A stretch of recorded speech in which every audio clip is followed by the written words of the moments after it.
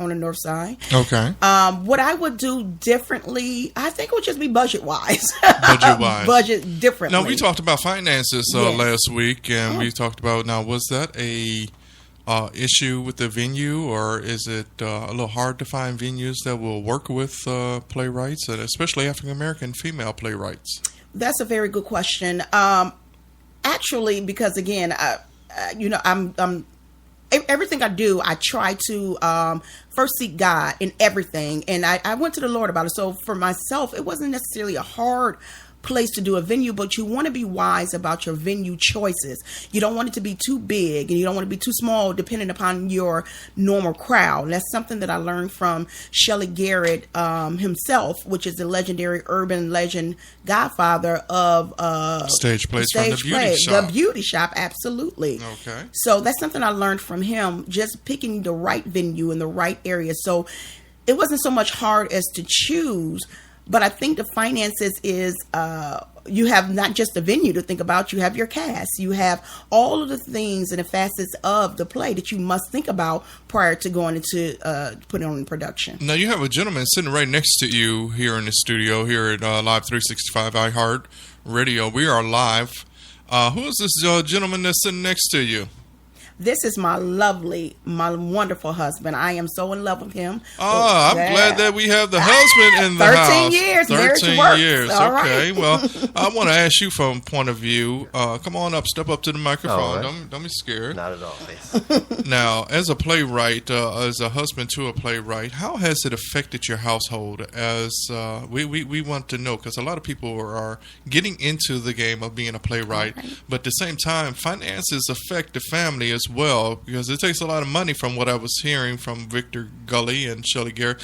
$5,000, $50,000 at the Erie Crown Theater to put together a play. How has this, I know you've been a supportive husband to your wife. If you haven't, you've been in a doghouse. But you got there.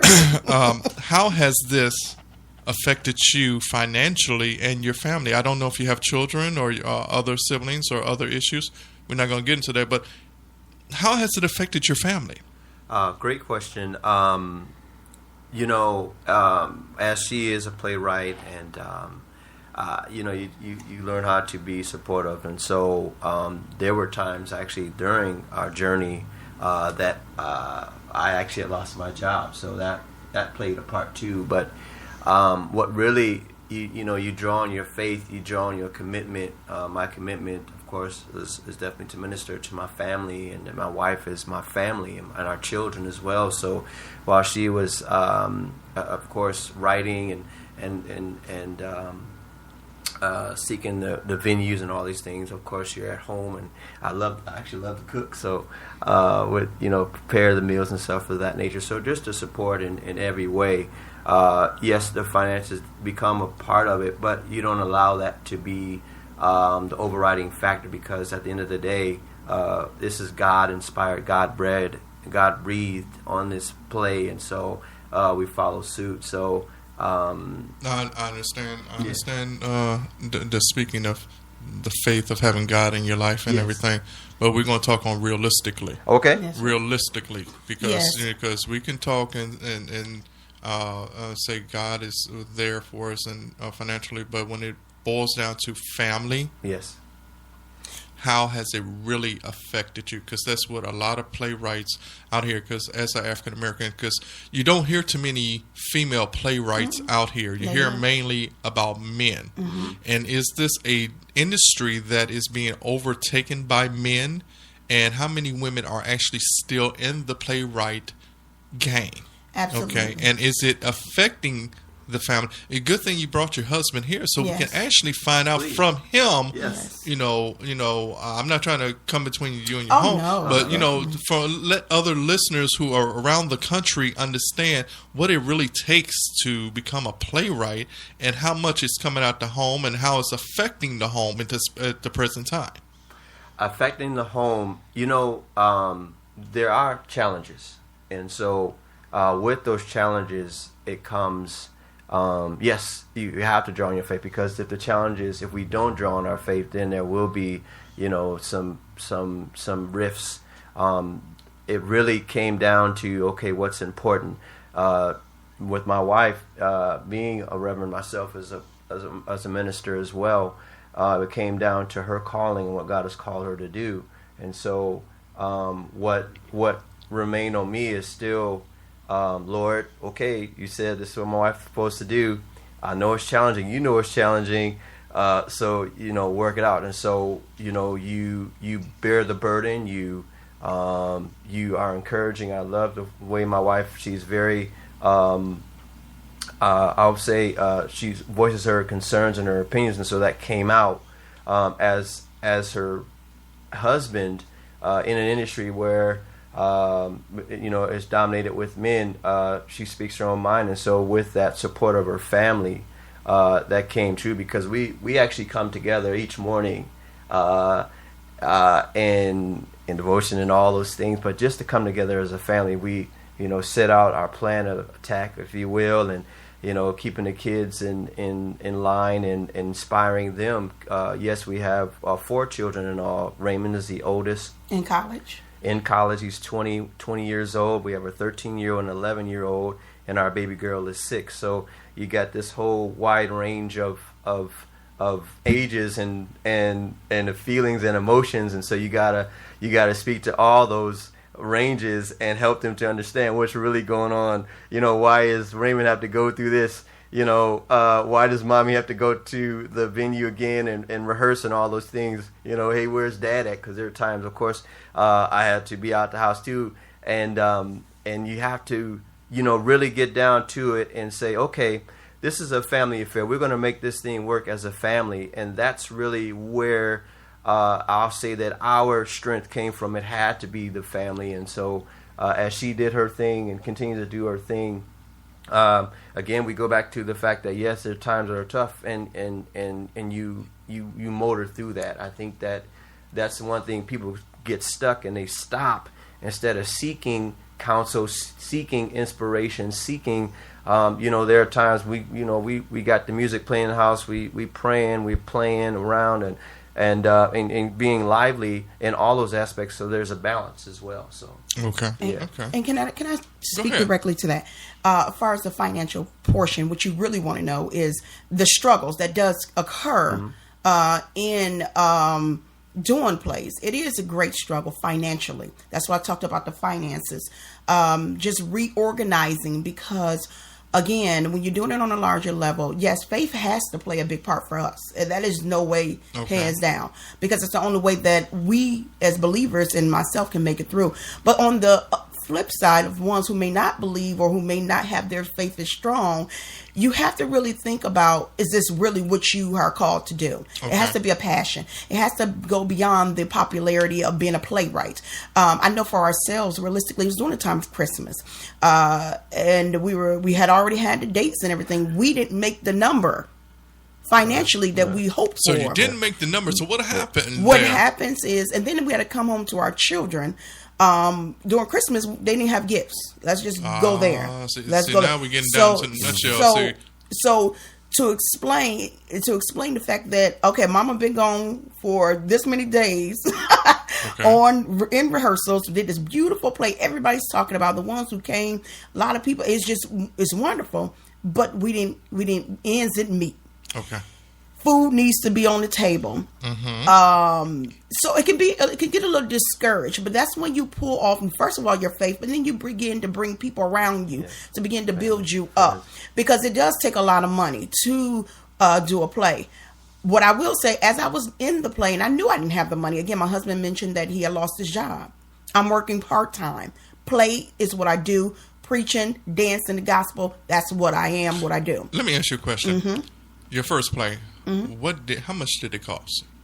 Well, the first time, it was done 3 times. Listen up, listeners, listen up. She's about to tell you how much it cost for her to do her very first play. My first play at this latest venue, $12,000. $12,000. That was just for the venue? That was for the whole play. That was for. Is that including advertising? No, that's not including advertising. So if I had to include advertising, I would say about $15,000. Okay. But food. What about food? Okay. I'm done. I can't even calculate anymore. I didn't even calculate. This is what I talked about. Didn't I tell you I need to help with the financial piece? Because those are the things going into the game you really need to know. Because you're going to have a red carpet We had a red carpet. We did have it. Okay. But for us, I will say this. I will say again, it costs. But for us, Grace and Mercy truly stepped in. I end up not even paying nearly that much, but that was a favor on me. I can't guarantee that for nobody, for everybody. Okay. So when you're going into this thing, you really need to have your monies lined up. You need to have people in your corner. I am very grateful for people like A Taste of Theater, Victor Gully, who is the reasons why I met Shelly Garrett, who've given me publicity. But it costs. It costs to do this thing. But so it has to be beyond what your eyes can see when you're getting ready to step into the zone, because you have to go beyond what your natural eye can see unless you don't step in. If you can't get in this ring, if you can't get in the kitchen while it's hot, don't even try to get in. Ladies and gentlemen, give me a call at 708-343-3906. That's 708-343-3906. Smooth 90.5 FM, WGSJBC Radio. We are live here in the studio with Sabrina Perrin. She is the playwright to Take Me to a King. And what's the other one? And Take Me Back to the King. Take Me Back to the King. That's part 2. Part 2, A Leap of Faith. A Leap of Faith. So y'all got to give me a call right now, 708-343. Call me right now, 708-343-3906, 708-343-3906, Smooth 90.5 FM, WGSJBC Radio. We're going to go to a commercial break right now. 6 years. 6 years is how long your senator has sat in her office. It's time to remove.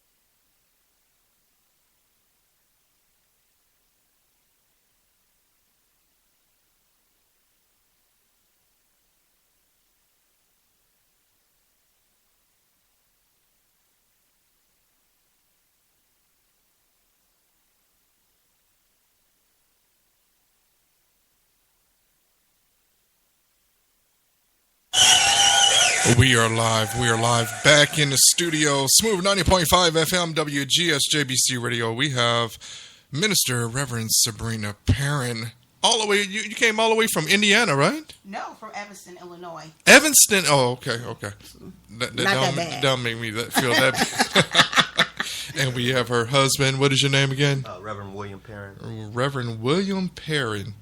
Ladies and gentlemen, today we're talking about playwrights issues, and we're also talking about the finances and how it affects the family. Mm-hmm. This young lady has been in the game, working very well with the Taste of Theater, and we are so happy that she came here today. I'm going to get Tiffany today because she didn't put on my desk that Miss Perrin was coming into the studio today.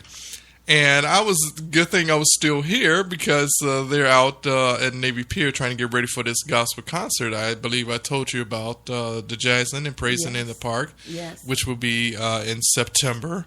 We're just having some issues with the city of Chicago. So we want to thank you very much. I'm running late for my meeting. So Tiffany, I know you hear me live.